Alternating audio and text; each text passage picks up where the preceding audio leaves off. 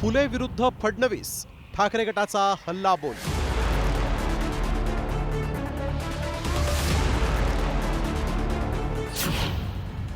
ठाकरेंच्या मुखपत्रातून जोरदार टीका.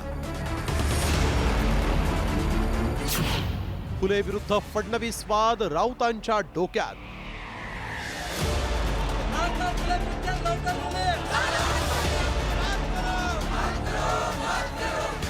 ज्योतिबा फुले. महात्मा फुले आणि सावित्रीबाई फुलेंच्या आयुष्यावर आधारित फुले चित्रपट वादाच्या भोवऱ्यात सापडलाय. तर या वादात उडी घेत ठाकरे गटानं आपल्या मुखपत्रातून हा वाद फुले आंबेडकर विरुद्ध फडणवीस असल्याचा टोला लगावला. ठाकरेंच्या मुखपत्रात नेमकं काय म्हटलंय पाहूयात. फुले चित्रपटावरून महाराष्ट्रात अकारण वाद. फुले चित्रपटातील प्रसंगांना कात्री लावण्यासाठी ब्राह्मण संघटनांच्या धमक्या. फडणवीस ब्राह्मण संघटनांना सहज गप्प करू शकतात.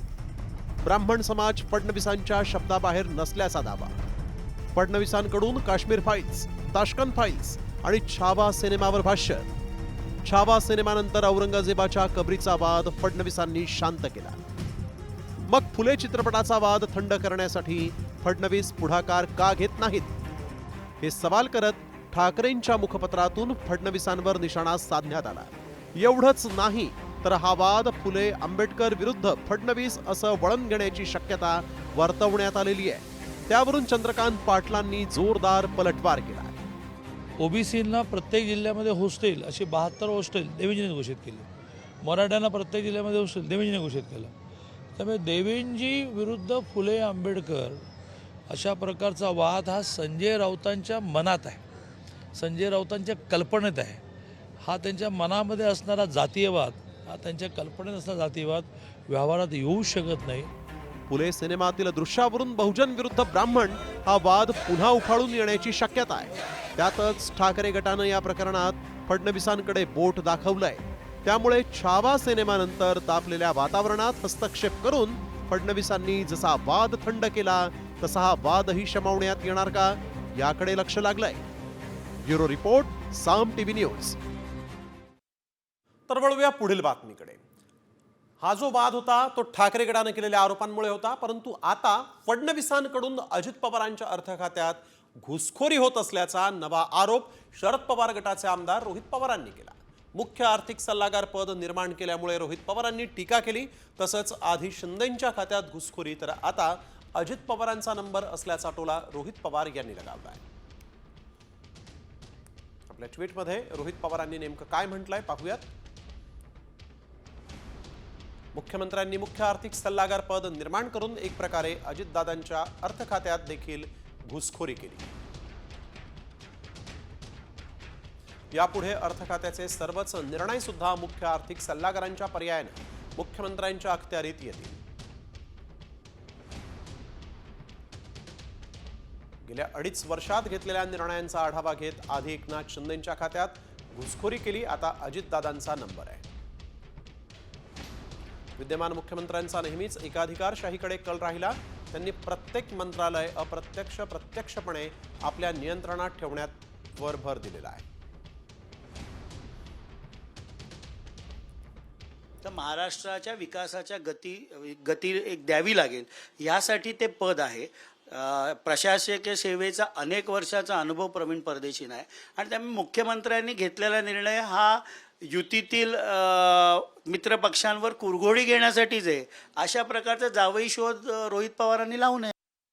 मला वाटतं प्रत्येक विषयाकडे राजकीय दृष्टिकोनातूनच बघायला पाहिजे असं काही नाही आहे.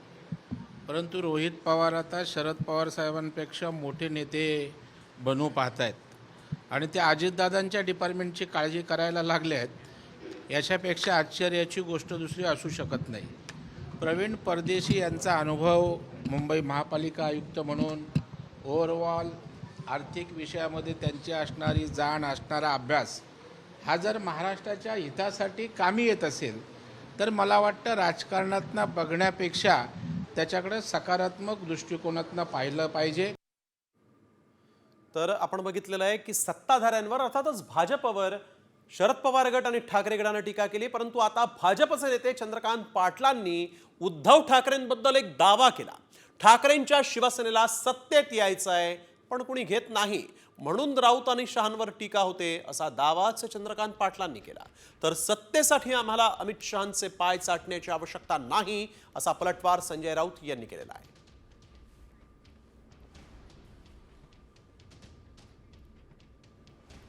बाईंचं 500 पाणी छत्रपती शिवाजी महाराजांवरचं स्वतः तयार केलेलं संदर्भ गोळा केले पुस्तक येत्या काही दिवसात पुण्यात प्रकाशित व्हायचं की दिल्लीत व्हायचं एवढाच मुद्दा राहिलेला आहे. ज्या पुस्तकाचं वाचन केल्यानंतर संजय राऊतजी तुम्हालाही चक्कर येईल की शिवाजी महाराजांचा अभ्यासाने इतका केला आहे. त्या अमितभाईंबद्दल केवळ तुम्ही सत्तेमध्ये नाही, तुम्हाला यायचं आहे परंतु घेत नाही म्हणून तुम्ही किती दुस्वास करणार. रोज तुमची माणसं चालली आहेत. चंद्रकांत पाटलांनी अजिबात चिंता करू नये. आमच्याकडे उमेदवार राहतील किंवा न राहतील याची चिंता करू नये. आमच्या पक्षाचं काय करायचं त्यासाठी आम्ही समर्थ आहोत. आणि संजय राऊत कधी सत्तेत गेले नाहीत हे त्यांना माहीत नसेल तर मी सांगतो ती तुम्ही अजिबात चिंता करू नका. उद्धव ठाकरेंनाही सत्तेत त्यांच्याबरोबर जायचं नाही. एवढे आम्ही लाचार आणि नीच नाही आहोत. चंद्रकांत दादा पाटलांनी स्वतःची चिंता करावी, त्यांच्या पक्षाची चिंता करावी. लांडा लबाड्या करून आपण सत्तेवर आलेला आहात, ती सत्ता तुम्हाला लखलाभ हो. तर वळूया पुढील बातमीकडे. काँग्रेसनं घटनेचा अवमान केला असा आरोप पंतप्रधान नरेंद्र मोदींनी केला. मुस्लिमांबाबत प्रेम असेल तर मग पक्षाध्यक्ष का करत नाही असा सवालही मोदींनी काँग्रेसला विचारलाय. तर हे लोक तेव्हाही आणि आत्ताही बाबासाहेबांचे शत्रूच आहेत असा पलटवार मल्लिकार्जुन खरगेंनी केला आहे. बाबा साहब जीवित थे, कांग्रेस ने उन्हें अपमानित किया.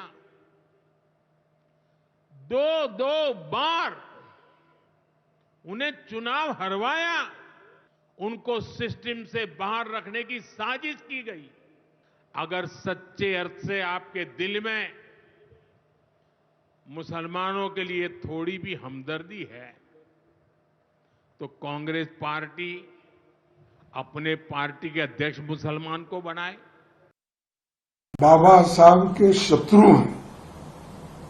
ये कभी बाबा साहब जिंदा रहे जब भी उनका साथ नहीं दिए, और उन्होंने जब बौद्ध धर्म स्वीकार किया, इन्होंने क्या कहा मालूम है? कैसा इंसल्ट किया.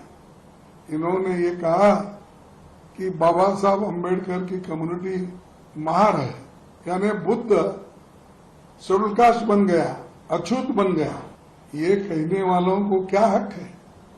और दूसरी चीज 2 बार हराने की बात करते हैं, और उसमें हराने वाले ये लोग हैं. उनकी पार्टी तो रिपब्लिकन पार्टी थी. तर काँग्रेसच्या खासदार प्रणिती शिंदेंनी भाजपवर जहरी टीका केली. राक्षसाला रक्त हवं तसं भाजपला दंगली घडवून आणायच्या असतात अशी टीकाच प्रणिती शिंदेंनी केली आहे.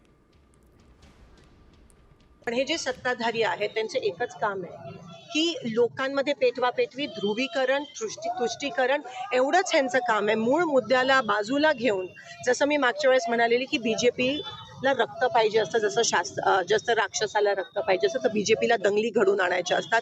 त्यांचा एक कलमी कार्यक्रमच तो आहे. विकासाचे मुद्दे सोडून महाराष्ट्र आज दिवाळखोर झालाय, पैसे नाही आहेत त्याच्याकडे लक्ष केंद्रित न करता बाकीच्या गोष्टीकडे डायव्हर कसं करायचं. पेट्रोल डिझेलच्या किमती वाढल्या. जेव्हा असं होताना दिसतं तेव्हा हे काहीतरी ते उकरून काढतात. संभाजीनगरातील ठाकरे गटातला अंतर्गत वाद हा काही थांबता थांबत नाहीये. अंबादास दानवे आणि चंद्रकांत खैरेंमधील वाद हा विकोपाला गेलेला आहे. चंद्रकांत खैरेंनी शिवसेना ठाकरे गटाच्या मेळाव्याला दांडी मारली, तर कालच्या मेळाव्याबाबत अंबादास दानवेंनी सांगितलंच नाही ही तक्रार उद्धव ठाकरेंकडे करणार असल्याची प्रतिक्रिया चंद्रकांत खैरेंनी दिली आहे.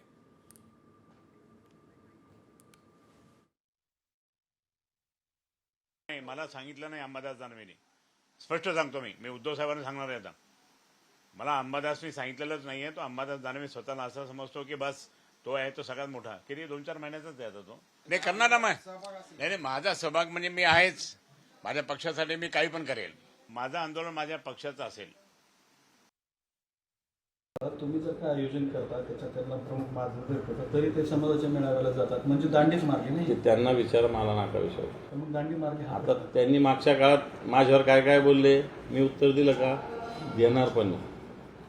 ते म्हणतात मला आता मी त्यांचंच नाव मार्गदर्शक म्हणून टाकलं होतं तर ते नाही आले, त्याला मी काय करू शकतो? म्हणजे त्यांनी दांडी मारली स्वतः. नाही, ते नागपूरला गेले होते, बोलले ते त्यांच्या समाजाचा मेळावा होता. वळूया पुढील बातमीकडे. महायुती सरकारमध्ये कुरघोडीच्या चर्चा रंगल्या आणि त्यातच आता चैत्यभूमीवर कार्यक्रम पत्रिकेत नाव असतानाही शिंदेंचं भाषण वगळण्यात आलं. मात्र शिंदेंचं भाषण कुणी रोखलं? पाहूयात या स्पेशल रिपोर्टमध्ये नेमकं काय घडलं चैत्यभूमीवर. ठिकाण चैत्यभूमी. निमित्त डॉक्टर बाबासाहेब आंबेडकरांच्या जयंतीचा शासकीय कार्यक्रम आणि या कार्यक्रमाची ही छापील पत्रिका. कार्यक्रम सुरू झाला. मुख्यमंत्री देवेंद्र फडणवीस आणि त्यांच्यानंतर राज्यपाल CP राधाकृष्णन यांचं भाषणही झालं.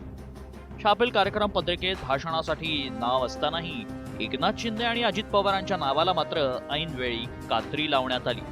पुन्हा एकदा महायुतीत वादाची ठिणगी पडली. मात्र या कार्यक्रमाचा घटनाक्रम कसा होता पाहूया. नियोजित कार्यक्रमानुसार एकनाथ शिंदे आणि अजित पवारांचं भाषणासाठी नाव घेण्यात आलं. ऐनवेळी मुख्यमंत्री आणि राज्यपालांचंच भाषण झालं. नाराज अजित पवारांनी राज्यपालांच्या भाषणापूर्वीच काढता पाय घेतल्याची चर्चा आहे. भाषणाची संधी न मिळाल्यानं शिंदे समर्थक नाराज आहेत. तर भाषणाची संधी न मिळाल्यानं नाराज शिंदेंनी ठाण्यात पत्रकार परिषदेतून भूमिका मांडली. एवढंच नाही तर कार्यक्रम पत्रिकेत नेमका कोणी बदल केला याची चौकशी करण्याचे आदेशच शिंदेंनी दिले असल्याची माहिती सूत्रांनी दिली आहे.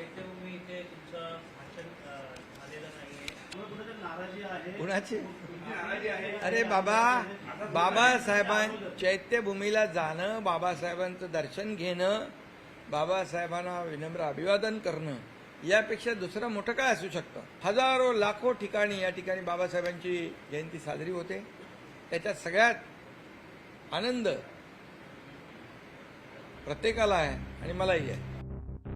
महायुतीतील धुसफुसीची चंद्रकांत पाटलांनी एक प्रकारे कबुली दिली आहे. तर दरेकरांनी मात्र नाराजीच्या चर्चा फेटाळल्या. महायुतीमध्ये खूप आलबेल आहे, खूप समन्वयाने चाललाय. एका रक्ताची 4 माणसं घरामध्ये असतात, तिथे भांड्याला भांडं लागतं. इथे तर वेगवेगळ्या पार्श्वभूमीचं, अजितदादांची पार्श्वभूमी वेगळी, एकनाथ शिंदेंची वेगळी, देवेंद्रजींची वेगळी, अशी वेगळ्या पार्श्वभूमीची माणसं जेव्हा एकत्र काम करतात त्यावेळेला खळखळ नाही झाली तर हलवून बघायला गेलं की जिवंत आहेत की गेले आहेत. खळखळ आहे याचा अर्थ ते जिवंत आहेत. मी त्या गोष्टीचा साक्षीदार आहे. जे रायगडच्या किल्ल्यावर झालं तेव्हा ठरलंच होतं मुख्यमंत्री बोलणार. नंतर त्या ठिकाणी मुख्यमंत्र्यांनी सांगितलं शिंदे साहेबांनी बोलावं. त्यानंतर अजितदादा बोलले मला नको, उशीर झाला आहे. त्याच्यामुळे हे सगळं समजून उमजून एकमेकांमध्ये होते. आता आजही खूप कार्यक्रम असतात आणि त्याच्यामुळे मुख्यमंत्रीच त्या ठिकाणी बोलले असतील. याचा अर्थ त्यांना जाणीवपूर्वक दोघांना बोलायला दिलं नाही. ही तुमची दृष्टी झाली. आमच्याकडे अशा प्रकारे कुठला विसंवाद नाही असायचं काही कारण नाही. हे असं असलं तरी भाषणावेळी डावलण्याची ही पहिलीच काही घटना नाही. याआधीही केंद्रीय गृहमंत्री अमित शहा शिवरायांच्या पुण्यतिथीच्या कार्यक्रमाला आले असताना असाच प्रकार घडला. रायगडावरील कार्यक्रम पत्रिकेत शिंदे आणि अजित पवारांचं नाव नव्हतं. मात्र ऐनवेळी मुख्यमंत्री फडणवीसांनी शिंदेंना भाषण करण्याची संधी दिली आणि अजित पवारांना डावललं. त्याची चर्चा सुरू असतानाच आता पुन्हा एकदा दोन्ही उपमुख्यमंत्र्यांना डावलण्यात आल्याची चर्चा सुरू आहे. त्यामुळे हा महायुतीतील विसंवाद आहे की दोन्ही उपमुख्यमंत्र्यांना डावलण्याचा खेळ सुरू झालाय याची चर्चा रंगू लागली आहे. ब्युरो रिपोर्ट, साम TV. तर महायुतीत सारं काही आलबेल आहे असं म्हणता येणार नाही. वळूया पुढील बातमीकडे. बातमी आहे 2 नेत्यांच्या वादाची. गिरीश महाजन यांनी आता एकनाथ खडसे आणि लेखक अनिल थत्तेंना अब्रू नुकसानीची नोटीस पाठवली आहे. मंत्री गिरीश महाजन यांचे IAS महिलेसोबत संबंध असल्याचा आरोप एकनाथ खडसेंनी अनिल थत्ते यांच्या पुस्तकाचा संदर्भ घेऊन केला होता. आरोप होत असल्यामुळे बदनामी होतीये, त्यामुळे आता न्यायालयात कायदेशीर लढा देणार असल्याचं गिरीश महाजन यांनी सांगितलेलं आहे.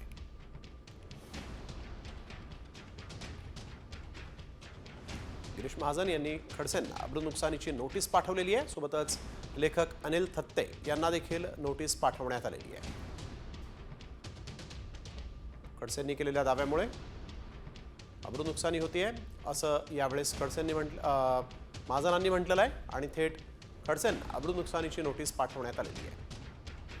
रात्री 1 वाजेनंतर एका IAS अधिकाऱ्यांना त्यांनी 100 वेळा फोन केले. आता हे गिरीश महाजनांचे जे IAS अधिकाऱ्यांची आणि यांची गोष्ट आहे, हे सर्वश्रुत आहे, उभ्या महाराष्ट्राला माहिती आहे, आजचं नाही आहे. हे कित्येक वर्षापासून ही चर्चा महाराष्ट्रामध्ये सुरू आहे आणि ते अधिकारी कोण आहे हे सर्वांना श्रुत आहे, मलाही माहिती आहे, सर्वांनाच माहिती आहे. पण एखाद्या अधिकाऱ्याचं नाव घेणं योग्य होणार नाही असं अनिल सत्तेसुद्धा बोललेत. आणि मला वाटतं की असे जे मंत्री आहेत जे IAS अधिकाऱ्यांना फोन करतात असा अनिल सत्तेंचा आरोप आहे, त्यात जर तथ्य असेल त्यांना मंत्रिपदावर आणण्याचा काय अधिकार आहे? नैतिकता आहे की नाही काहीतरी? बायकांना बोलवायचे, बायकांना फोन करायचं असे जर आरोप होत असतील तर ते गंभीर स्वरूपाचे आरोप आहे. तर आपण बघतोय महाजनांनी याच आरोपांनंतर खडसेंना अब्रू नुकसानीची नोटीस पाठवलेली आहे.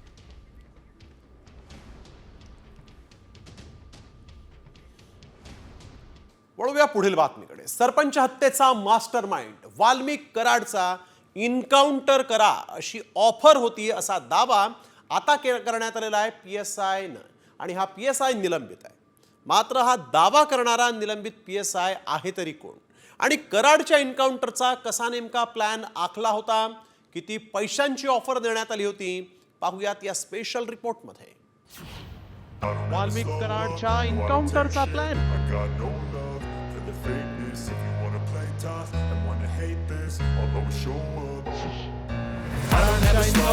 No, I don't take shit. I got no love for the fakeness. If you wanna play tough and wanna hate this, I'll always show up and make a statement. I don't ever slow up. No, I don't take shit. I got no love for the fakeness. If you wanna play tough and wanna hate this, I'll always show up and make a statement. Everything I do so instinctive and so passionate. Every word I move so. Sarpanch Santosh Deshmukh हत्या प्रकरणात नवा twist आलाय. हत्येचा mastermind Valmik कराडच्या एन्काउंटरसाठी कोट्यावधींची offer होती असा खळबळजनक दावाच निलंबित PSI रणजित कासलेनं केलाय. सायबर विभागात असताना आपल्याला बोलावून ही ऑफर दिल्याचा दावा कासलेंनी केलाय. वाल्मिक कराडच्या वेळेस टीम तयार केली होती. 2 IAS ऑफिसर, IPS आणि 1 IAS आणि अजून एक उच्च दर्जाचे अधिकारी, असे 4-5 लोक बीडला आलेले वाल्मिक कराडला अरेस्ट केल्यानंतर, आणि त्यांनी मला डायरेक्ट ऑफर दिली होती की आपण रिव्हॉल्वर घेऊन लोड करून त्यांच्या पाठीमागं 24 तास राहायचं आहे. तर मी म्हणले की असलं हे पाप माझ्याच्यानं होणार नाही. जी न्यायदेवता शिक्षा देईल ते मला जनतेला मान्य आहे. त्यावरून मी नकार दिला. तशी मी पोलीस स्टेशन डायरीला कंट्रोलच्या ऑनलाईन एंट्रीसुद्धा केलेली आहे. एवढंच नाही तर रणजित कासलेंनी इन्काउंटर कसा केला जातो त्याची एक थिअरीच मांडली. इन्काउंटरसाठी एक अधिकारी, 2 अंमलदार आणि हवालदार अशी टीम बनवली जाते. या टीम सोबत सरकारची उच्चस्तरीय गुप्त बैठक होती. यानंतर आणखीन एक विश्वासू लोकांची टीम बनवली जाते.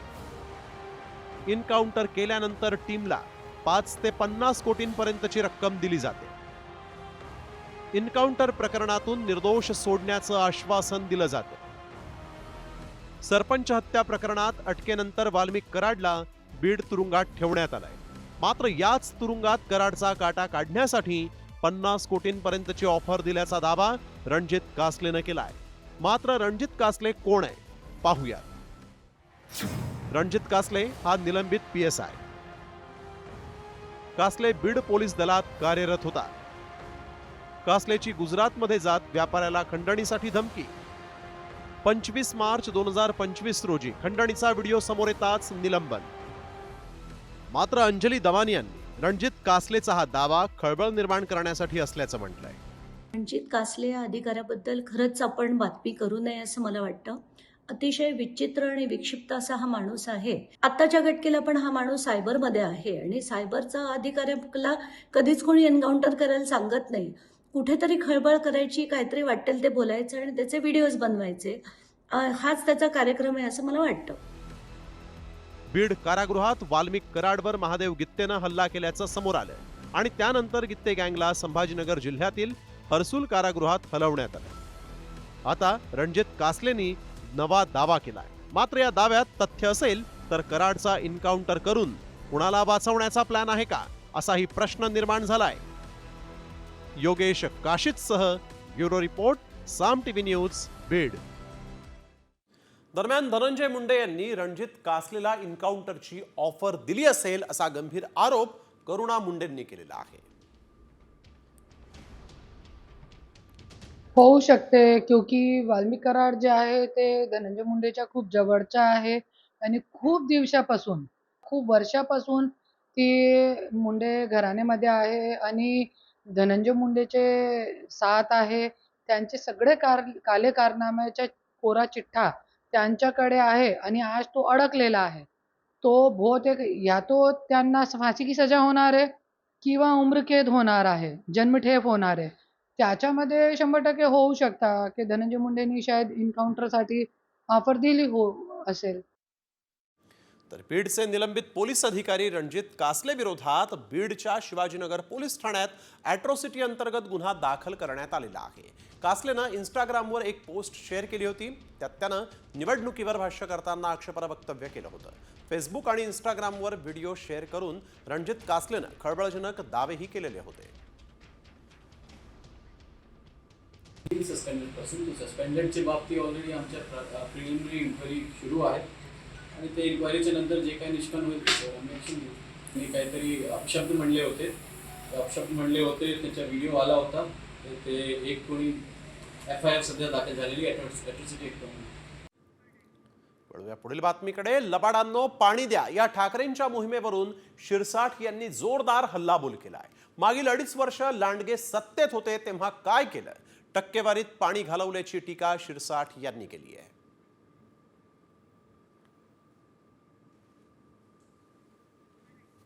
ठाकरेंच्या मोहिमेवरून आता संजय शिरसाठ यांनी टीका केलेली आहे. लांडगे सत्तेत होते तेव्हा काय केलं अशा शब्दात त्यांनी ठाकरे गटावर आता आरोप केलेला आहे.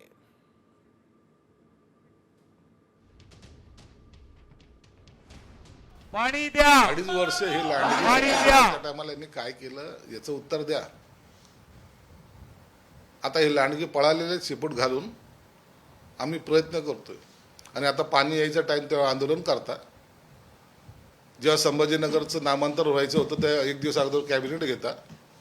हे सगळे जे कावे डावे आहेत ना हे सगळ्या जनतेला माहिती आहेत आणि आता आंदोलन करतो आणि सांगायचं हे बघा आम्ही गेलो आंदोलन केलं आणि पाणी आलं. अरे समांतरची योजनेमध्ये सगळ्यात मोठा भ्रष्टाचार करणारे हे सगळे लोक समांतर कशामुळे रखडली एकदा सांगा लोकांना. मुंबईत भाजप भाकरी फिरवण्याच्या तयारीत आहे. मुंबई अध्यक्षपदासाठी प्रवीण दरेकर आणि आमदार अमित साटम यांचं नाव चर्चेत आहे.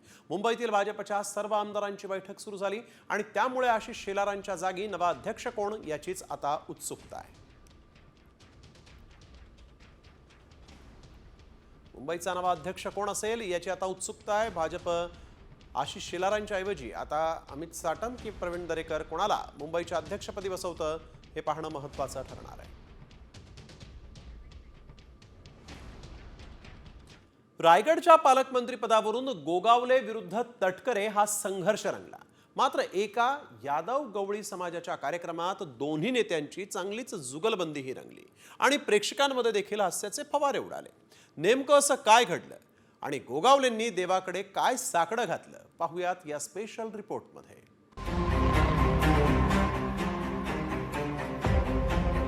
ही जुगलबंदी लवकरात लवकर पूर्ण होते. मंत्री भरत गोगावले आणि खासदार सुनील तटकरे दोघंही महायुतीत. मात्र दोघांमधील सुप्त संघर्ष काही कमी होत नाही. त्यातच रायगडच्या पालकमंत्री पदाचा वाद कायम असतानाच मंत्री भरत गोगावले आणि सुनील तटकरे हे पारंपरिक विरोधक यादव गवळी समाजाच्या नव्या इमारतीच्या भूमिपूजन समारंभाला एकत्र आले. यावेळी दोघांमध्ये चांगली जुगलबंदी रंगली. लवकरात लवकर पूर्ण होते.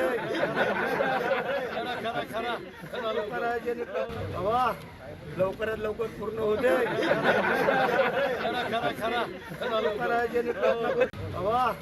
लवकरात लवकर पूर्ण होते.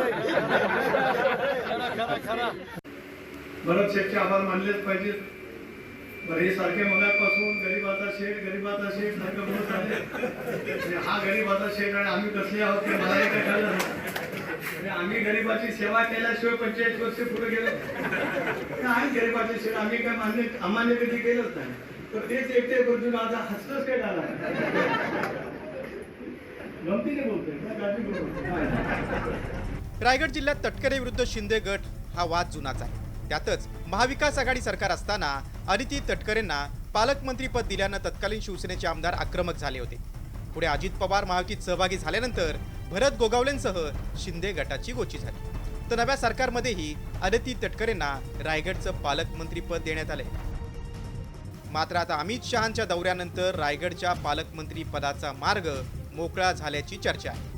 आता भरत गोगावलेंनी इच्छापूर्तीसाठी केलेलं मागणं देव ऐकणार की मंत्रीपदाप्रमाणेच गोगावलेंना पालकमंत्री पदासाठीही ताटकळत राहावं लागणार याकडे लक्ष लागले. मात्र राज्यात राजकीय टीकेची पातळी घसरत असताना रायगडमध्ये तटकरे गोगावलेंमधील जुगलबंदी आश्वासक आहे. सचिन कदमसह ब्युरो रिपोर्ट, साम टीव्ही न्यूज, रायगड. लवकरात लवकर पूर्ण होते.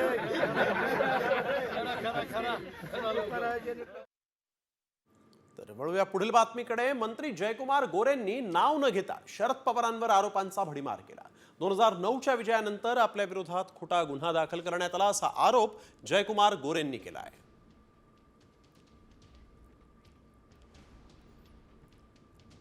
अंगावरचा गुलाल पण निघाला नव्हता. मुंबईत जाऊन काही नेत्यांची गाठभेट झाली. मी दिल्लीला गेलो आणि दिल्लीला गेलो तो मागणं निरोप आला, तुमच्यावर खुनाचा प्रयत्न केल्याचा गुन्हा दाखल झाला आहे. तर भाजपचे माजी आमदार राम सातपुत यांनी पुन्हा एकदा मोहिते पाटलांना चॅलेंज दिलंय. आता तुम्ही कोणत्याही निवडणुकीच्या मैदानात या, तुम्हाला हिसका दाखवतो असं म्हणत राम सातपुत यांनी मोहिते पाटलांवर निशाणा साधला आहे.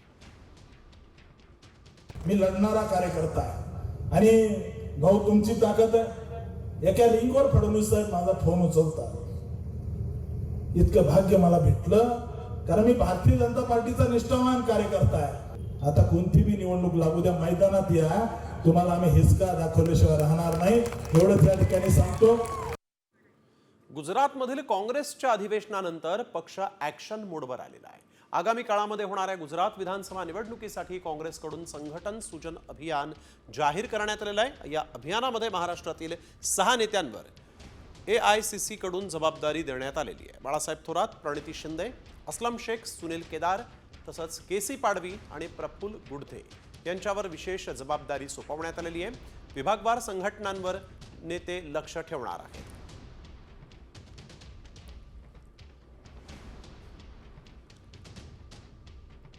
वळूया पुढील बातमीकडे. Bullet proof car, bullet proof घर असून देखील बॉलिवूडचा हा भाईजान सध्या चिंतेत आहे.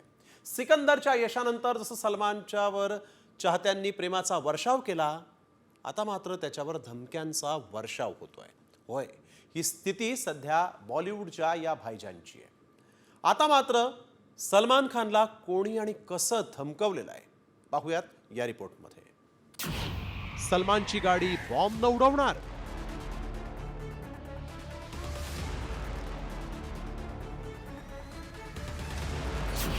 घरात घुसून सलमानला संपवणार,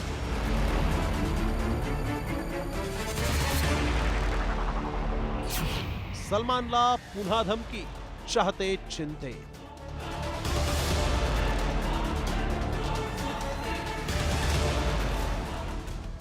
सलमान खान बॉलिवूडचा लाडका भाईजान, मात्र सध्या भाईजानचंच टेन्शन वाढलंय. सिकंदर आल्यानं सलमानचे चाहते त्याच्यावर प्रेमाचा वर्षाव करत असतानाच आता मात्र त्याला आलेल्या धमकीनं पुन्हा त्याचं टेन्शन वाढलेलं आहे. कारण पुन्हा सलमान खानला घरात घुसून जीवे मारण्याची धमकी देण्यात आली. तसंच कार बॉम्ब न उडवून देण्याची ही धमकी मुंबईच्या वरळीतील वाहतूक विभागाच्या व्हॉट्सअपवर आली आहे. त्यामुळे पोलीसही अलर्ट झाले आहेत. या प्रकरणी अज्ञाताच्या विरोधात तक्रार दाखल करून तपास सुरू झाला. परंतु सलमान खानला आतापर्यंत किती वेळा धमक्या देण्यात आलेल्या आहेत त्यावर एक नजर टाकूया. 2018 मध्ये लॉरेन्स बिश्नोईची जोधपूर कोर्टात जीवे मारण्याची धमकी. जून 2022 मध्ये सलीम खान यांना सलमानला जीवे मारण्याच्या धमकीचं पत्र. मार्च 2023 मध्ये सलमानच्या कार्यालयात गोल्डीब्रारच्या नावानं धमकीचा ईमेल. ऑक्टोबर 2024 मध्ये 2 कोटी रुपयांच्या खंडणीसाठी बिश्नोईच्या नावानं धमकी. एप्रिल 2024 मध्ये सलमानच्या वांद्र्यातील घराबाहेर गोळीबार. नोव्हेंबर 2024 मध्ये 2 कोटी रुपयांच्या खंडणीसाठी धमकी. नोव्हेंबर 2024 मध्येच सलमानच्या पनवेलच्या फार्म हाऊसवर अज्ञातांचा घुसखोरीचा प्रयत्न आणि एप्रिल 2025 रोजी सलमानच्या गाडीला बॉम्ब न उडवण्याची आणि घरात घुसून मारण्याची धमकी. आतापर्यंत सलमान खानला 7 ते 8 वेळा धमकावण्यात आलं आणि त्यानंतर त्याची खासगी तसंच पोलीस सुरक्षाही वाढवण्यात आली. काल वरळी येथील ट्रॅफिक कंट्रोलच्या व्हॉट्सअप नंबरवर अभिनेता श्री सलमान खान यांच्याविषयी धमकीचा मेसेज आला होता. त्या अनुषंगाने वरळी पोलीस स्टेशनला 351-2-3 भारतीय न्यायसंहिता अन्वये गुन्हा दाखल आहे. पुढील तपास वरळी पोलीस करत आहोत. सलमान खाननं देखील बुलेटप्रूफ कार सोबत घराच्या काचाही बुलेटप्रूफ करून घेतल्या आहेत. सुरक्षेची प्रचंड काळजी घेऊन देखील धमक्यांचं सत्र काही थांबत नाहीये आणि त्यामुळेच सलमान भीतीच्या छायेत जगतोय असं म्हणलं तरी चुकीचं ठरणार नाही. काही दिवसांपूर्वी वैफल्यग्रस्त होऊन त्यानं या धमक्यांवर प्रतिक्रिया दिली होती. अल्लाह भगवान इससे whatever जितनी उम्र लिखी है उतनी लिखी है. बस ही कभी कभी इतने सारे लोगों को लेके चल के प्रॉब्लम हो जाती है. मात्र सलमान खानलाच का धमक्या येत आहेत तेही जाणून घेऊया. सलमान खान जितका त्याच्या अभिनयानं प्रसिद्ध आहे तितकाच त्याच्या मागे लागलेल्या वादाच्या ससेमुऱ्यामुळे तो कायम चर्चेत असतो. यापैकी हिट अँड रन मध्ये तो निर्दोष सुटला.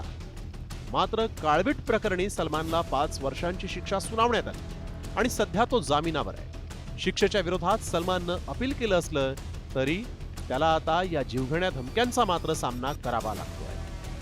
बॉलिवूड अभिनेता सलमान खानला पुन्हा एकदा जीवे मारण्याची धमकी आलेली आहे. काळवीट शिकार प्रकरणानंतर सलमान खान हा बिश्नोई गँगच्या अगदी गन पॉइंटवर असल्यानं अनेकदा या संदर्भातली धमकी सलमान खानला आली होती.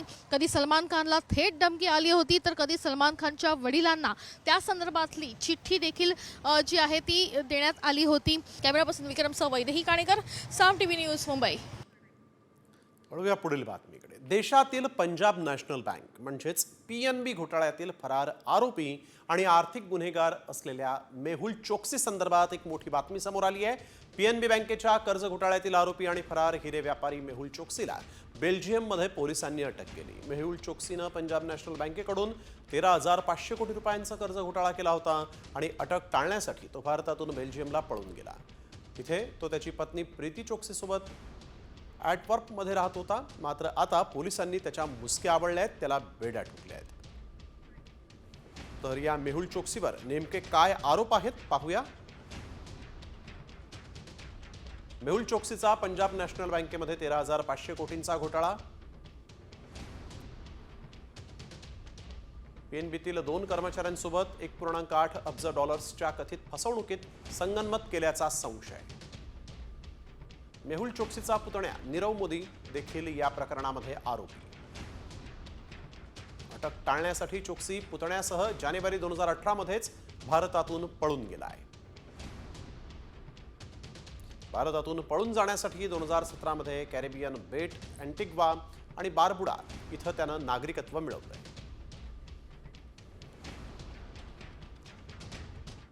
मुंबईच्या पाणीबाणीवर अखेर तोडगा निघाला. मुंबई महानगरपालिका आयुक्त भूषण गगरानी यांच्यासोबत सकारात्मक बैठक झाली आणि या बैठकीत तोडगा निघालेला आहे. बैठकीनंतर टँकर असोसिएशननं संप मागे घेण्याचा निर्णय घेतलेला आहे. त्यामुळे टँकर चालकांचा संप मागे घेण्यात आलेला आहे आणि म्हणूनच मुंबईच्या पाणीबाणीवर आता तोडगा निघाला आहे.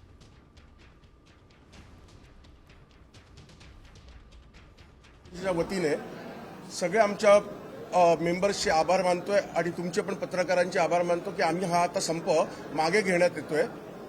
विनंती केल्याप्रमाणे मुर्जी काकांच्या विनंतीप्रमाणे मी मान्य करतोय की आम्ही हा संप मागे घेतोय. मुंबई महानगरपालिकेनं एक मोठा निर्णय घेतलेला आहे. आपत्कालीन कायदा लागू करत मुंबई महापालिका आता पाण्याचे खासगी टँकर्स ताब्यात घेणार आहे. तसंच मुंबईतल्या विहिरी आणि बोरवेल देखील ताब्यात घेण्याचे आदेश मुंबई मनपा आयुक्त भूषण गगराणी यांनी दिले आहेत. टँकर चालकांच्या संपामुळे मुंबईत पाणी संकट गडद झालं होतं, तेव्हा महापालिका आता टँकर्स ताब्यात घेत हे पाणी सोसायट्यांना पुरवणार आहे.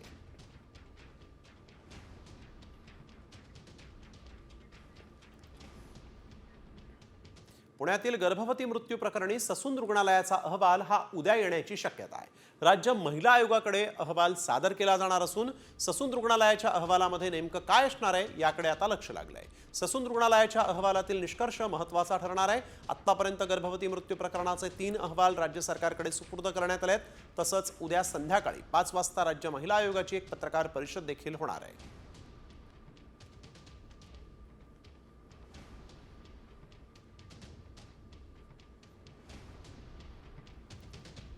भविष्यात पुन्हा पुण्यात घडलेल्या घटनेसारखी घटना घडणार नाही असं आश्वासन महिला आयोगाच्या अध्यक्षा रुपाली चाकणकर यांनी दिलं आहे. तसंच दोषींवर कठोर कारवाई करणार असल्याची माहिती देखील चाकणकर यांनी दिली आहे. सातत्याने आम्ही याचा पाठपुरावा करतोय. माता मृत्यू अन्वेषण समितीचा अहवाल हा मंत्रालयामध्ये 11 तारखेला सादर करण्यात आलेला आहे. त्या अगोदर 8 तारखेला हा धर्मादाय आयुक्ताचा अहवाल देखील मंत्रालयामध्ये सादर करण्यात आलेला आहे. उद्या जो येतोय उच्चस्तरीय कमिटी यांचा ससून रुग्णालयाचा जो अहवाल होता तो उद्यापर्यंत येईल आणि सायंकाळी 5 वाजता आपली पत्रकार परिषद असेल. यामध्ये सविस्तर जी काही आहे त्या पुढच्या कारवाईच्या संदर्भातली भूमिका निश्चितपणाने मांडली जाईल. राज्य महिला आयोग सातत्याने पाठपुरावा करत आहे. यामध्ये मी परत एकदा सांगते, जे दोषी असतील त्यांच्यावर निश्चितपणाने कारवाई केली जाईल. एसटी कर्मचाऱ्यांनंतर आता आरोग्य कर्मचाऱ्यांचाही पगारासाठी संघर्ष सुरू आहे.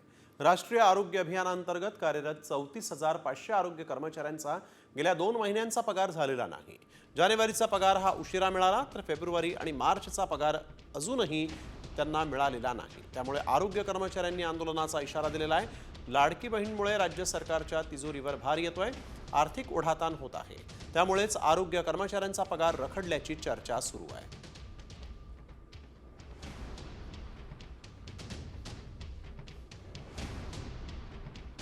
छत्रपती संभाजीनगरमधील ठाकरे गटातला वाद हा विकोपाला गेलेला आहे. खैरेंनी थेट दानवेंवर आरोपांच्या फैरी झाडल्या. मात्र संभाजीनगरमध्ये खैरे आणि दानवे यांच्यात वाद का पेटलाय त्यावर दानवेंनी काय प्रतिक्रिया दिलेली आहे पाहूयात या स्पेशल रिपोर्टमध्ये. ठाकरे गटाला आधीच गळतीचं ग्रहण लागलंय. अगदी नगरसेवकांपासून ते ज्येष्ठ नेत्यांपर्यंत अनेकांनी ठाकरे गटाला जय महाराष्ट्र केला असतानाच एकेकाळचा शिवसेनेसाठीचा बालेकिल्ला असलेल्या छत्रपती संभाजीनगरात ठाकरे गटातील अंतर्गत वाद चव्हाट्यावर येतोय. हा वाद तसा 2 जुन्या नेत्यांमधलाच आहे. होय, माजी खासदार चंद्रकांत खैरे आणि विधान परिषदेचे विरोधी पक्षनेते अंबादास दानवेंमधील वाद. लोकसभा निवडणुकीदरम्यान उमेदवारीवरून सुरू झालेला वाद आता अधिकच तीव्र होत चाललाय. नुकत्याच झालेल्या पक्षाच्या मेळाव्याला चंद्रकांत खैरेंनी दांडी मारल्यानं हा वाद पुन्हा पेटला. यावरून छत्रपती संभाजीनगरमधील ठाकरे गटातील वाद विकोपाला गेल्याची चर्चा आहे. नाही, मला सांगितलं नाही अंबादास दानवेने. स्पष्ट सांगतो मी उद्धव साहेबांना सांगणार आहे. आता मला अंबादासनी सांगितलेलंच नाहीये. तो अंबादास दानवे स्वतःला असं समजतो की बस तो आहे तो सगळ्यात मोठा. किती 2-4 महिन्याचाच आहे आता तो. नाही करणार ना. नाही, माझा सहभाग म्हणजे मी आहेच. माझ्या पक्षासाठी मी काही पण करेल. माझं आंदोलन माझ्या पक्षाचं असेल. माझ्या माहितीप्रमाणे नागपूरला त्यांच्या काही समाजाचा मेळावा होता, त्याला ते गेले होते. दादा, तुम्ही जर काय आयोजन करता त्याच्यात त्यांना प्रमुख मार्गदर्शक होता तरी ते समाजाच्या मेळाव्याला जातात, म्हणजे दांडीच मारली नाही. त्यांना विचार, मला नाका विचार. मग दांडी मारली. आता त्यांनी मागच्या काळात माझ्यावर काय काय बोलले, मी उत्तर दिलं का? देणार पण नाही. ते म्हणतात मला, आता मी त्यांचंच नाव मार्गदर्शक म्हणून टाकलं होतं तर ते नाही आले, त्याला मी काय करू शकतो? म्हणजे त्यांनी दांडी मारली नाही, ते नागपूरला गेले होते, बोलले ते त्यांच्या समाजाचा मेळावा होता. चंद्रकांत खैरे आणि अंबादास दानवे यांच्यातील वाद शिवसेना ठाकरे गटातील अंतर्गत राजकारणाशी निगडीत आहे. दोघांमधील मतभेद तसे अनेकदा उघड झालेत. लोकसभा निवडणूक 2024 मध्ये उमेदवारीवरून खैरे आणि दानवेंमध्ये वाद पेटला. खैरेंना उमेदवारी मिळाली त्यामुळे दानवे नाराज झाले होते. त्यानंतर राजू शिंदेंच्या पक्षांतरानंतर वाद वाढला. खैरेंकडून दानवेंवर यानंतर गंभीर आरोप करण्यात आले. दानवे नंतर आलेले, काड्या करणारे असंही खैरेंनी म्हटलं. पक्षातील अंतर्गत गटबाजी आणि तक्रारी वाढत गेल्या. उद्धव ठाकरेंकडे आता दानवेंची तक्रार करणार असल्याचं खैरे म्हणतात. लोकसभा निवडणुकीतील पराभवाचं खापर दानवेंनी खैरेंवर फोडलं होतं. 2022 मध्ये पुतळ्याच्या अनावरण कार्यक्रम पत्रिकेत दानवेंचं नाव नसल्यानंही वाद उफाळला होता. दरम्यान ठाकरे गटाचा वाद चव्हाट्यावर आल्यानं शिंदे गटाला आयतं खोलीत मिळालं. या वादावर मंत्री आणि शिंदे गटाचे प्रवक्ते संजय शिरसाट यांनी संधी साधत खैरेंना शिंदे गटात येण्याची ऑफर दिली. खैरेंना एकच सल्ला आहे, हे न संपणारा विषय आहे. त्यांनी किती आदळ आपट केली, किती काही जरी बोलला, मातोश्री तुमचं ऐकणार नाही, म्हणून मी एक मित्रत्वाचा त्यांना सल्ला दिला होता, सोडा आता ते, तुम्हाला निष्ठेने काम करण्याची सवय आहे, तुम्ही या काम करा आमच्या बरोबर, मी आजही तुम्हाला खुली ऑफर देतोय. एकीकडे खैरेंनी थेट उद्धव ठाकरे यांच्याकडे तक्रार करण्याची घोषणा केल्यानं हा वाद पक्षश्रेष्ठींपर्यंत पोहोचण्याची शक्यता आहे. तर दुसरीकडे या वादानं छत्रपती संभाजीनगर सारख्या जिल्ह्यात ठाकरेंची सेनाच अंतर्गत कलहानं कमकुवत झालीय का, असाही सवाल उपस्थित होतो. याचा शिंदे गट कसा राजकीय फायदा घेणार हेच पाहायचं. ब्युरो रिपोर्ट, साम टीव्ही. वळूया पुढील बातमीकडे. पुण्यात महिलांनी एकमेकींच्या अक्षरशः झिंजा उपटल्या. धायरी भागातील रिद्धी सिद्धी पॅराडाईज रोजवूड सोसायटीत पार्किंगच्या जागेच्या वादावरून जोरदार हाणामारी झाली. सिंहगड पोलीस स्टेशनमध्ये दोघांच्या विरोधात गुन्हा दाखल झालेला.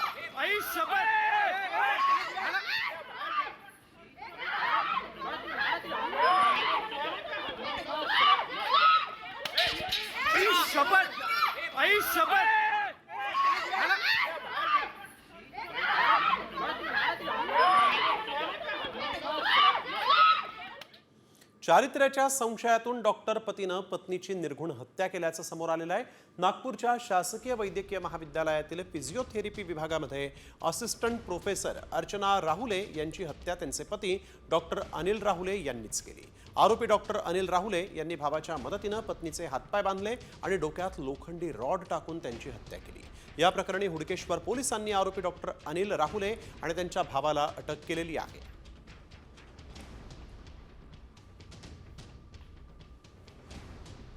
उनका डेड बॉडी हमको उन्हीं के रेसिडेंस में बेडरूम में मिला था, तो पुलिस स्टेशन को कॉल आया था वो नेबरहुड से, तो हम लोग वहाँ रेस्पॉन्ड किए. वहाँ पे उनका शॉक हस्बैंड हमको दिखे थे. Through interrogation within 6-7 hours after reporting आरोपी हस्बैंड ही है ऐसा निष्पन्न झाला. Through technical evidence end also उसका खुद का बयान हुआ था. बातमी साम टीव्हीच्या इम्पॅक्टची आहे. नागपुरात शिक्षक घोटाळ्यातील 580 शिक्षक कर्मचाऱ्यांचं वेतन थांबवलंय. तसंच शिक्षण विभागातील एका अधिकाऱ्याचं निलंबन झालेलं आहे. पाहूयात हा एक रिपोर्ट. सामच्या बातमीनंतर कारवाईचा भडगा.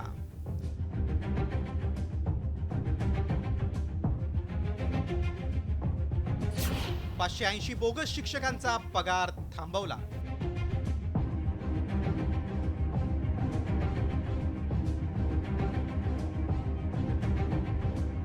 शिक्षक घोटाळ्यातील अधिकाऱ्याचं निलंबन.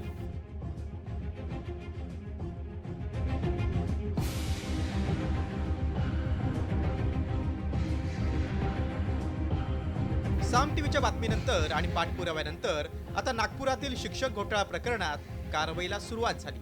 मंत्रालय स्तरावर या प्रकरणाची चौकशी सुरू झाली. या घोटाळ्यातील 580 शिक्षक कर्मचाऱ्यांचं वेतन थांबवलंय. तसंच फौजदारी गुन्हे नोंदवण्याचे आदेश देण्यात आले. या घोटाळ्या प्रकरणी 5 जणांना अटक झाली. यामध्ये शालार्थ आयडीला मान्यता दिल्यामुळे नागपूर विभागाचे शिक्षण उपसंचालक उल्हास नरड यांना गडचिरोलीतून ताब्यात घेण्यात आले. तर काही अनुभव नसताना मुख्याध्यापक पद मिळालेल्या पराग कुडकेला भंडाऱ्यातून अटक झाली. वेतन आणि भविष्य निर्वाह निधी पथकाचे अधीक्षक निलेश वाघमारेंचेही निलंबन करण्यात आले. काय आहे शिक्षक घोटाळा ते पाहूया. निलेश मेश्राम यानं बनावट अनुभव प्रमाणपत्र आणि बनावट मान्यता आदेश देण्यासाठी 10 लाख रुपये घेतल्याचा आरोप आहे. बनावट कागदपत्र असतानाही मान्यता देण्यासाठी संजय बोदळकरनं कट रचल्याचा आरोप आहे. वरिष्ठ लिपिक सूरज नाईकनं बोदळकरला सहकार्य केल्याचा आरोप आहे. जळगाव जिल्ह्यातील अमळनेर आणि एरोंडोल येथील 10 जणांची संस्थेनं शिक्षक आणि शिक्षकेतर कर्मचारी म्हणून बनावट कागदपत्रांच्या आधारे भरती केली. या प्रकरणात नाशिक विभागीय शिक्षण उपसंचालक कार्यालयातील लेखाधिकारी उदयभाई पंचभाई आणि जळगावचे माध्यमिक वेतन पथक अधीक्षक राजमोहन शर्मा यांच्या विरोधात नाशिक रोड पोलीस ठाण्यात गुन्हा दाखल झाला होता. अल्पसंख्याक शाळांमध्ये शिक्षक भरतीतील भ्रष्टाचाराची चौकशी करण्याची मागणी महाराष्ट्र राज्य अल्पसंख्याक आयोगाचे अध्यक्ष प्यारे खान यांनी मुख्यमंत्र्यांकडे केली. तर या प्रकरणाची SIT चौकशी करण्याची मागणी माजी आमदार नागो गाणार यांनी केली. माजी मुख्यमंत्री देवेंद्रजी फडणवीस साहेबांना हात जोडून विनंती आहे सर्व शिक्षक समुदायाच्या वतीने की या बदमाश संस्था चालकांना, ज्यांनी शिक्षकांना लुटलं, शासनाला लुटलं, त्यांना त्यांची जागा दाखवणं आणि ज्या शिक्षण विभागाच्या अधिकाऱ्यांनी या लुटारूंना मदत केली त्यांनाही त्यांची जागा दाखवणं, समाजापुढे हे लूटमार करणारे संस्था चालक आणि शिक्षण विभागाचे अधिकारी यांचे चेहरे समोर येणं याकरता SIT नेमावी. राज्यात 2012 पासून शिक्षक भरती बंद आहे. सत्ता बदलून चेहरे नवे आले, पण घोटाळ्याचे धागेदोरे जुनेच राहिलेत. आता नागपुरात फक्त एक पान उघडलंय. आर्थिक व्यवहारांमुळे अशी अनेक बोगस प्रकरणं चौकशीच्या नावाखाली कपाटात बंद आहेत. त्यामुळे नागपूरसह राज्यभरात झालेल्या बोगस शिक्षक भरतीची सरकार सखोल चौकशी करणार का, हाच खरा प्रश्न आहे. राज्यभर पसरलेल्या या घोटाळ्याची पाळंमुळं खणून काढण्याची गरज आहे. पराग ढोबळे, साम TV, नाशिक. तर जिल्हा परिषदेच्या शाळांसह मराठी माध्यमांच्या शाळांमधील पटसंख्या दिवसेंदिवस कमी होतीये. CBSE सेमी इंग्रजीकडे पालक आणि विद्यार्थ्यांचा कल वाढलाय आणि या पार्श्वभूमीवर आता 1ली ते 12वी पर्यंतच्या विद्यार्थ्यांच्या परीक्षा प्रश्नपत्रिकांचं स्वरूप बदललं जाणार असून राज्य शैक्षणिक संशोधन आणि परिषदेकडून त्यासंबंधीचा कृती आराखडा तयार केला जात आहे. विद्यार्थ्यांवरील अभ्यासाचा ताण कमी होऊन परीक्षा काळातील त्यांची घुकमपट्टी थांबेल अशा प्रश्नपत्रिका आता असणार आहेत.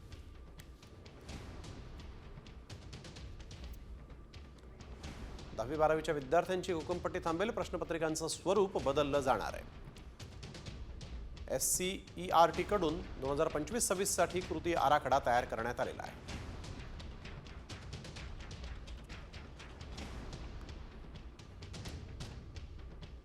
बातमी अतिशय धक्कादायक आहे, कारण पुण्यातील धानोरी भागामध्ये असलेल्या सिद्रा गार्डन सहकारी गृहनिर्माण सोसायटीत मनी हाइस्ट सारखी एक घटना समोर आली.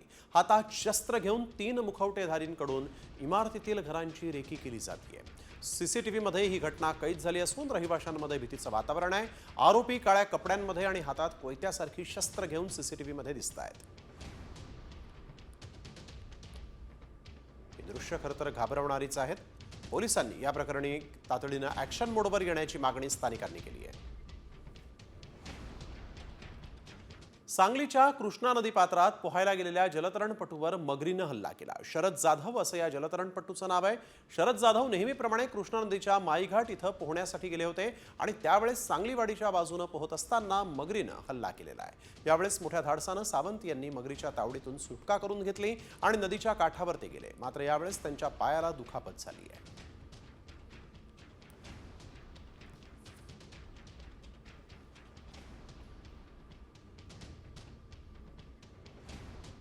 आणि आता पाहूयात बाबासाहेब आंबेडकरांच्या जयंती दिनानिमित्तच्या बातम्या.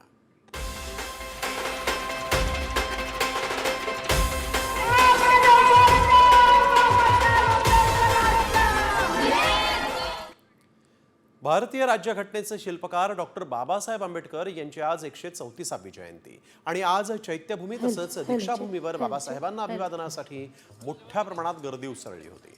बाबासाहेबांच्या जयंतीनिमित्त देशभरात विविध सामाजिक, सांस्कृतिक आणि शैक्षणिक कार्यक्रमांचं आयोजन करण्यात आलं होतं. आजचा दिवस समता दिन आणि ज्ञान दिन म्हणूनही ओळखला जातो, कारण बाबासाहेबांनी आपलं संपूर्ण आयुष्य समानता, बंधुता आणि शिक्षणाच्या प्रसारासाठी समर्पित केलेलं आहे. संगीत व कला अकादमी तर देश आणि राज्यामध्येच नव्हे तर न्यूयॉर्कमध्ये देखील डॉक्टर बाबासाहेब आंबेडकरांची जयंती साजरी झालेली आहे. न्यूयॉर्क शहराचे महापौर एरिक ॲडम्स यांनी 14 एप्रिल हा दिवस आंबेडकर दिन म्हणून घोषित केलेला आहे. न्यूयॉर्कमध्येही विविध कार्यक्रमांचं आयोजन करण्यात आलं होतं. केंद्रीय मंत्री रामदास आठवले सुद्धा न्यूयॉर्कमधल्या या कार्यक्रमाला उपस्थित होते. उन्होंने बड़ियां बुलंदियां नु छुया पर अगमत गुरु साहब ने जात. तर डॉक्टर बाबासाहेब आंबेडकरांच्या जयंती मिरवणुकीमध्ये मंत्री गुलाबराव पाटील यांनी कार्यकर्त्यांच्या आग्रहास्तव टीका धरला होता.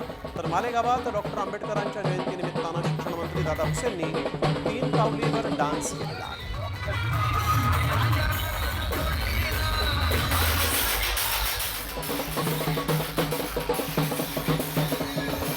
आणि आता पाहूयात व्हायरल सत्य. आधार कार्डवर कर्ज मिळतं असं तुम्ही कधी ऐकलंय का?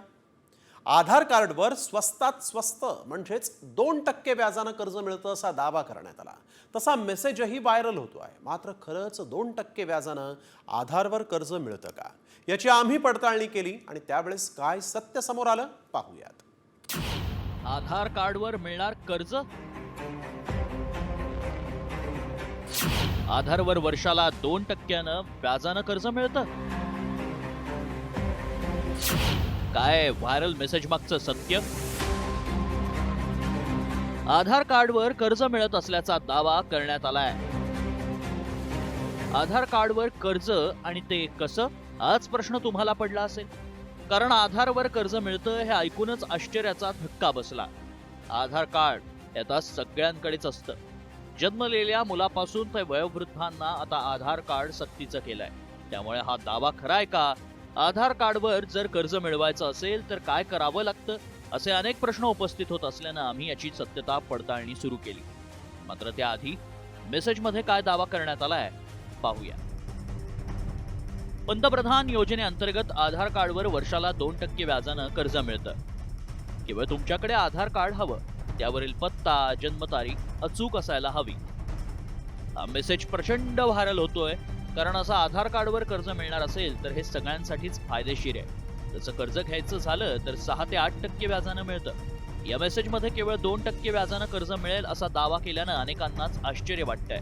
खरंच आधारवर कर्ज मिळतं का, याची सत्यता जाणून घेण्यासाठी आमच्या व्हायरल सत्य टीमनं पडताळणी सुरू केली. याबाबत अधिक माहिती एक्सपर्ट्स देऊ शकतात. त्यामुळे आमच्या टीमनं एक्सपर्ट्सची भेट घेऊन त्यांना मेसेज दाखवला. कुठलं तरी बटन दाबतं, काहीतरी लिंक क्लिक होते आणि अशा गोष्टी घडतात. हे होऊ देऊ नका. CMIच्या वतीने मी आपल्या सगळ्यांना सांगू इच्छितो की आपल्या जवळपासच्या लोकांना निश्चितपणे हे सांगा की ही जाहिरात पूर्णतः खोटी आहे. अशी कुठल्याही प्रकारची योजना सध्या तरी सरकार राबवत नाही आहे. त्यामुळे आमच्या पडताळणीत काय सत्य समोर आलं पाहूया. आधार कार्डवर 2% व्याजानं कर्ज मिळतं हा दावा खोटा आहे. आधार कार्डवर कर्ज दिलं जात नाही. दिशाभूल करण्यासाठी मेसेज व्हायरल केले जातात. व्हायरल मेसेज वाचून कोणतीही लिंक ओपन करू नका. लिंक उघडल्यास तुमची फसवणूक होऊ शकते. कर्ज देण्यापेक्षा तुम्ही जर आलेली लिंक उघडून पाहिलीत तर तुमचीच फसवणूक होऊ शकते. त्यामुळे अशा कोणत्याही मेसेजवर विश्वास ठेवू नका. आमच्या पडताळणीत आधार कार्डवर 2% व्याजानं कर्ज मिळतं हा दावा असत्य ठरलाय. ब्युरो रिपोर्ट, साम TV.